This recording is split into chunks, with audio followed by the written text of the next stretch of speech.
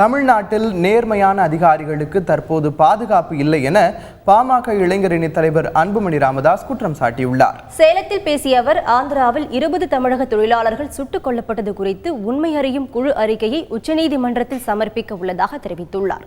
வேளாண் அதிகாரி முத்துக்குமாரசாமி தற்கொலை செய்து கொண்ட வழக்கை சிபிஐ விசாரிக்க வேண்டும் என கோரிக்கை விடுத்த அன்புமணி, தமிழகத்தில் நேர்மையான அதிகாரிகளுக்கு பாதுகாப்பு இல்லாத சூழல் நிலவுகிறது என குற்றம் சாட்டியுள்ளார். அமைச்சர்களின் மிரட்டலால் அதிகாரிகளின் தற்கொலைகள் அதிகரித்து வருவதாகவும் அன்புமணி ராமதாஸ் தெரிவித்துள்ளார்.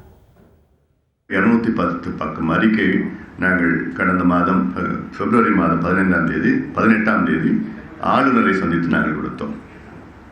உடனே நடவடிக்கை எடுக்க வேண்டும் என்று ஆளுநர் நிச்சயமாக நடவடிக்கை எடுக்கின்றேன் என்று உறுதி கொடுத்தார். 2 மாதம் ஆயிடுச்சு, ஒன்றும் தகவல் வரல. ரிமைண்டர் லெட்டரும் நாங்கள் போட்டிருக்கோம். அடுத்தது ஜனாதிபதி தான் நாங்கள் பார்க்கணும், இல்லை நீதிமன்றத்துக்கு. ஆக இன்னும் தகவல் வந்து கொண்டிருக்கிற சேகரிச்சுட்டு இருக்கோம். பல துறைகள் எல்லாம் மிக மோசமான ஊழல். இதுக்கு ஒரு உதாரணம் உங்களுக்கு தெரியும். முத்துக்குமாரசாமி நேர்மையான ஒரு வேளாண் துறை அதிகாரி திருநெல்வேலி மாவட்டத்தில் தற்கொலை செய்தார்.